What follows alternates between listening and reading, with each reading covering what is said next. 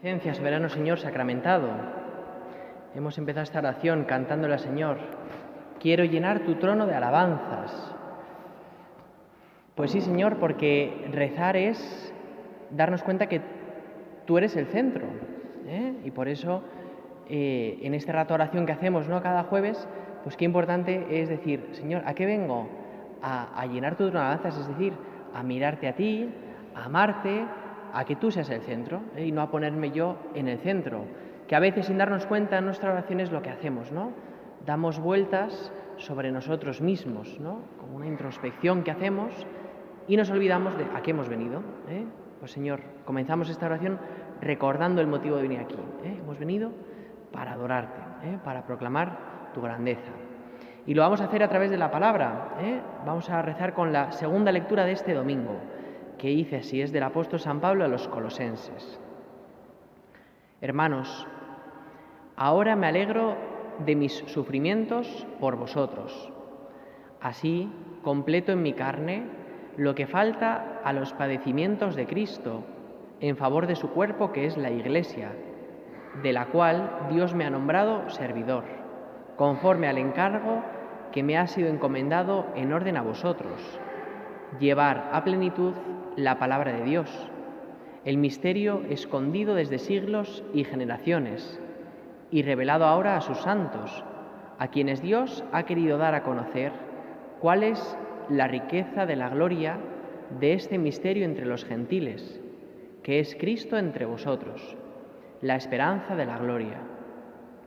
Nosotros anunciamos a este Cristo, amonestamos a todos, enseñamos a todos, con todos los recursos de la sabiduría, para presentarlos a todos perfectos en Cristo.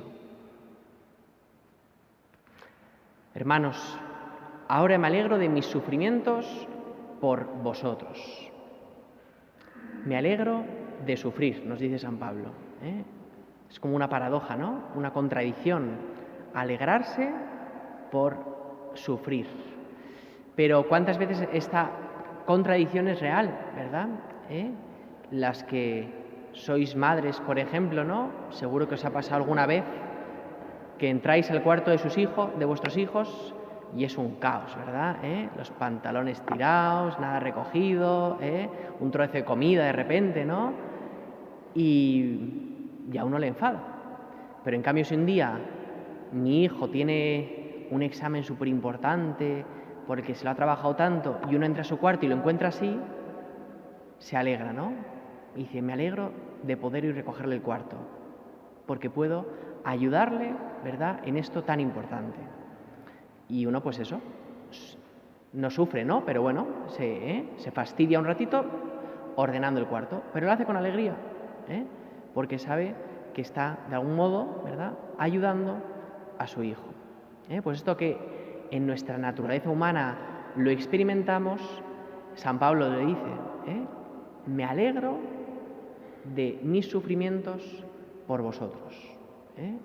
Un pensamiento muy sobrenatural, ¿no?, este que nos dice San Pablo. ¿Y qué tipo de sufrimiento tuvo San Pablo? Pues San Pablo tuvo muchos sufrimientos, nos dice la Biblia. San Pablo, por ejemplo, sufrió mucha incomprensión, en muchos lugares donde le rechazaban. Los mismos primeros discípulos le rechazaban porque decían: ojo, que este es el perseguidor de la Iglesia y ahora viene de corderito, ¿no? Y muchos le rechazaban inicialmente. El pobre San Pablo fue apedreado, sufrió naufragios, fue encarcelado, ¿no? Es decir, que sufrió mucho. Y sin embargo dice que se alegraba sufriendo. No porque fuese masoquista, le encantase ese estilo de vida, ¿no?, sino porque daba sentido al sufrimiento. De algún modo entendía que convertía a la gente no solo a través de su palabra, sino también a través de ese sufrimiento bien canalizado, es decir, pasado por ti, Señor. Por eso, ¿cuánto hay que aprender de San Pablo? ¿Tú te alegras por tus sufrimientos? Pues aquí está, Señor, delante de nosotros, ¿no? Díselo, ¿no? Señor, quiero alegrarme de mis sufrimientos por los demás, como dice San Pablo, ¿eh? No simplemente de sufrir, sino de sufrir por vosotros. Díselo, ¿no? Señor, quiero alegrarme sufriendo por los demás. ¿Y qué tipo de sufrimiento tenemos nosotros? Porque es distinto del de San Pablo. Pues fijaos, tenemos a veces sufrimientos exteriores, ¿no? Pues el calor que estamos pasando hoy en la iglesia, que no hay aire, ¿no? La sed que pasamos en verano, la salud que a veces nos puede faltar, la pobreza. Hay sufrimientos externos que pueden quitarnos la alegría. Por eso, Señor, te lo pedimos, ¿no? Cuando vengan estos sufrimientos, haznos mirar hacia arriba. Cuando eso venga, veas que te falta algo que necesitas, pues eleva los ojos al cielo y dile, Señor, dame alegría para vivir esta pequeña cruz que me estás dando. Y entonces tu sufrimiento cambiará. Le estarás dando un toque sobrenatural a eso que te está pasando. Pero hay que pedírselo al Señor, porque solo Él es capaz que esto ocurra a nosotros. Y a veces nuestros sufrimientos no son de cosas externas, son sufrimientos internos, ¿no? Pues a veces la soledad, que nos puede hacer sufrir, las preocupaciones miles que tenemos, planes que se nos han frustrado, y esos a veces duelen más que los sufrimientos externos, porque los externos se pueden aliviar. Un dolor de cabeza, me tomo una medicina y sana. Un calor, me tomo un vaso de agua frío y desaparece. Pero un sentimiento de soledad puede hacernos sufrir mucho. Por eso, ¿cómo San Pablo conseguía hacer esto? ¿Cómo él conseguía alegrarse en el sufrimiento? Pues muy sencillo, mirando a la cruz. Tenemos necesidad de mirar mucho a la cruz. Madre Teresa de Calcuta lo hacía, ¿no? Ellos cuentan los que vivían con ella que era muy fácil saber cuándo Madre Teresa tenía un mal día, porque dice que cuando entraba en una habitación y miraba mucho a un crucifijo, dice que estaba pasando un día horrible, por lo que fuese. Lo notaban en su mirada, cómo buscaba rápidamente mirar al crucifijo. Por eso nosotros, ojalá que nos pase lo mismo, ¿no? Cuando estés triste un día, cuando estés muy quejoso, enseguida, Señor, mirarte, para encontrar sentido a ese sufrimiento que nos está pasando. Me alegro por los sufrimientos de Cristo. Así completo en mi carne lo que falta a los padecimientos de Cristo. Completo en mi carne lo que falta a los padecimientos de Cristo. Esto puede parecer una herejía, ¿no? Como si dijese, pero algo falta al sacrificio de Cristo en la cruz. Pues San Pablo dice, completo. Dios de alguna forma nos permite completar. No es que nada le falte, sino que nosotros podemos unirnos místicamente a ese sacrificio. Dios lo permite, porque si no nuestro sacrificio no valdría nada, no tendría ningún sentido. Sin embargo, si puede unirse al sacrificio de Cristo en la cruz, no es que adquiera sentido, sino que adquiere pleno sentido. Y por eso completo en mi carne lo que falta a los padecimientos de Cristo. En la misa hay un gesto que hacemos que simboliza un poco esto, que es cuando el sacerdote, o el diácono, en este caso, lo puede hacer, en el cáliz echa el vino, que representa los padecimientos de Cristo en la cruz, ¿no? Esa sangre derramada, y luego echa una gotita de agua. Y eso que representa lo que todos los hombres de todos los siglos participan en ese sacrificio de Cristo. Una gota frente a todo el vino que se ha echado antes. ¿Y qué ocurre cuando se juntan? Pues que ya no puedes separarlo. Ya el agua no puede ser separada del vino. Se han unido de modo pleno, perfecto. Pues es lo que dice San Pablo, completo en mi carne. No es que falte nada al vino para ser vino, pero se le puede añadir agua, y no deja de ser vino. Pues es lo que ocurre con el sacrificio de Cristo en la cruz, que Dios nos permite unirnos a Él Y esto, claro, no simplemente nos permite llevar con alegría los sufrimientos, sino que nos permite querer buscar en la vida los sufrimientos, porque queremos unirnos a Cristo y especialmente a Cristo en la cruz. Por eso, fijaos, la sociedad en la que vivimos es una sociedad en la cual el sufrimiento es horrible, hay que hacerlo desaparecer. Y entonces, enseguida, que estoy mal, un analgésico para evitar el sufrimiento. Que se me rompe algo y el horror de ver que algo se me ha roto, pues me compro una cosa nueva, y sacio eso, ¿no? Incluso, una noticia que he oído esta semana, ¿no? Que ya están experimentando una vacuna frente a la calvicie, o sea que incluso el sufrimiento de ver que se te cae el pelo ya puede ser paliado. La sociedad no quiere el sufrimiento porque no encuentra sentido a ello. Y los cristianos no solo encontramos sentido, sino que además descubrimos que es una fuente de gracia, porque el sacrificio de Cristo en la cruz fue nuestra salvación y por eso nuestro sacrificio, si se puede unir a ese, es un camino de salvación, de santificación infinito. Y por eso qué importante, ¿no? Buscar la cruz en nuestra vida. Porque ves ahora que estamos contemplando en esta oración la Eucaristía y ese trozo de pan que ven nuestros ojos, que es el cuerpo de Cristo, ¿qué es en realidad? Un cuerpo entregado. Tomad y comed, que este es mi cuerpo que se entrega. ¿Y dónde se entregó ese cuerpo? En la cruz. Por eso, la Eucaristía y la cruz están íntimamente relacionadas. Y amar a la Eucaristía implica amar a la cruz, porque deseamos una vida entregada en totalidad, en plenitud. Por eso, Señor, contemplándote en la Eucaristía, te pedimos ser almas, pues penitentes, ¿no? Almas que quieran sufrir por la salvación de las almas, pero un sufrimiento reparador, un sufrimiento que realmente tiene sentido, no un sufrimiento por sufrir simplemente, ¿no? Sino por querer unirme a ti. Porque cuando miramos a la cruz de Cristo, a ese Cristo clavado en la cruz, uno piensa, Señor, ¿cuál fue tu mayor sufrimiento ahí clavado en la cruz? Y uno puede pensar, pues las manos, ¿no? Que las tenía clavadas. O algunos pueden pensar la cabeza, que tenía ese dolor de las espinas que le sangraban.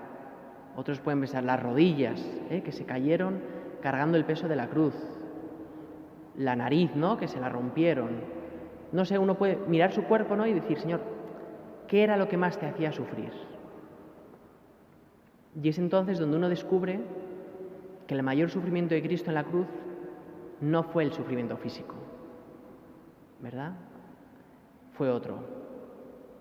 Fue lo que los ojos de Cristo veían, que sus discípulos la habían abandonado, que estaba solo su madre, unas mujeres y un discípulo. Ver cómo todos se reían de él después de tanto amor que había derramado en el mundo. ¿Qué le haría sufrir? ¿Qué te haría sufrir, Señor, más? ¿Tus llagas, tus heridas o ver la falta de amor de tantas personas? Y la teología nos cuenta más, ¿no? Nos cuenta que Cristo en la cruz tuvo otro sufrimiento más, que fue el abandono del Padre. Es decir, que Cristo en la cruz se sentía solo, no sentía esa presencia de Dios con él que la acompañaba. Y sin embargo, ¿no? Todas sus acciones, ¿no? Padre, perdónales. Padre, tus manos encomiendo mi espíritu, ¿no? Como él, a pesar de estar solo, espiritualmente hablando, quería estar unido a Cristo, ¿no? Quería estar, unido al Padre. Por eso, mirándote en la cruz, Señor, entendemos que este sufrimiento del que hablamos no son de cosas físicas, ¿no? Es de realmente entender que tenemos que amar como tú amaste y que cuando nuestro amor no sea correspondido, entonces, Señor, estaremos unidos a ti en la cruz. Experimentaremos ese abandono de la gente, Y podremos decir, completo ahora en mi carne lo que falta al sacrificio de Cristo en la cruz, a los padecimientos de Cristo en la cruz. Y también podemos ofrecerle más cosas, ¿no? Cuando tenemos dudas de fe, cuando rezamos y estamos secos en la oración, ¿qué experimentamos? Lo que Cristo experimentó en la cruz, ese abandono del Padre. Y por eso en vez de enfadarnos, ¿no?, y decir, Señor, ¿por qué no me haces caso? ¿Por qué no me escuchas? Pues mirar a la cruz y decir, Señor, gracias, porque me permites ahora unirme a ti en la cruz, en esta sequedad, en este no sentir nada, me permites estar más unido a ti. San Pablo así lo experimentaba, ¿no? Completo en mi carne, todo lo que falta a la pasión de Cristo. Y terminaba la frase, ¿no?, diciendo, en favor de su cuerpo, que es la Iglesia. En favor de su cuerpo, que es la Iglesia. Es decir, que San Pablo en la cruz, cuando usa este vosotros, no se refiere a los colosenses solamente, se está refiriendo a toda la Iglesia, ¿no? Su mirada es mucho más amplia que simplemente las personas que él conocía, que él había educado en la fe, toda la Iglesia.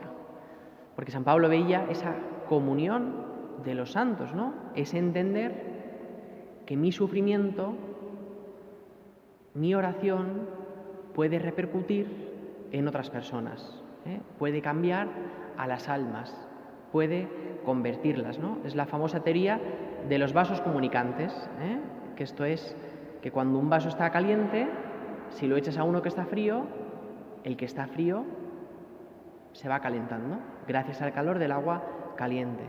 Pues esta es la teoría que existe en la Iglesia, ¿no? Hay bautizados que han olvidado a Dios y hay otros que estamos hoy aquí queriendo amarte con locura, Señor. Pues los vasos comunicantes, intentamos calentar a la Iglesia. Y entonces mis sufrimientos, mis oraciones, Señor, tienen un sentido católico, es decir, universal. Rezo por todos, ¿no? Es verdad que hay personas por las que hay que rezar especialmente, ¿no? Por el Papa. ¿Cuánto hay que rezar por él, no? Para que sea un buen pastor para la Iglesia. Por vuestro párroco, tenéis que rezar mucho por él, para que no haga tonterías, y os lleve a Cristo. Pero con este sentido, ¿no?, de decir, Señor, mi vida entera tiene sentido. Hoy día en esta sociedad en la que hablamos, donde solo se ve la utilidad de las cosas, y cuando uno es inútil ya no sirve para nada. Pues la Iglesia, ¿qué nos dice? Ninguna vida es inútil. Y alguien puede estar postrado en cama durante meses y puede estar santificando a la Iglesia desde su cama, si se une a la cruz de Cristo. Por eso hay que pedírtelo, Señor, ¿no? Ayúdame a entender esto. Cristo mismo lo decía, ¿no? Cuando yo sea levantado en lo alto, sobre la tierra, atraeré a todos hacia mí. Cristo en la cruz es el que nos tiene que atraer, nuestra vida, como un deseo de parecernos a Él, de unirnos todos a Él, ¿no? Y por eso en la misa sí lo intentamos vivir, ¿no? Tener por centro a la cruz. Hace unos años, ¿no?, empezó a surgir aquí en la diócesis, ¿no?, un movimiento de poner a la cruz del altar en el centro, y hay muchas parroquias que lo pusieron en el centro, ¿no?, pero sin explicar la teología que hay detrás de ello. ¿Y cuál es la teología?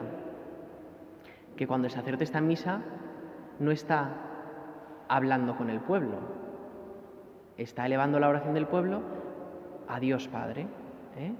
Y por eso que esté el Cristo en el centro, ese crucifijo en el centro, ¿qué simboliza? Que nuestra oración, la del pueblo y la del sacerdote, se dirige a Cristo, que es el auténtico sacerdote que eleva la oración a Dios Padre. Por eso siempre en todos los altares, en todas las iglesias, hay una cruz que preside, se llama así, ¿no? La cruz que preside, ¿no? Para que nuestra mirada siempre se eleve a ella, ¿no? Y Cristo, desde la cruz, atraiga todas nuestras oraciones y las eleve al Padre. Pues vamos a continuar ya nuestra oración en silencio, mirando mucho a la cruz de Cristo y mirando a esta Eucaristía, que es también esa íntima unión con la cruz de Cristo. Y háblale, ¿no?, a Cristo hoy de tus sufrimientos para que Él te ayude a vivirlos con alegría.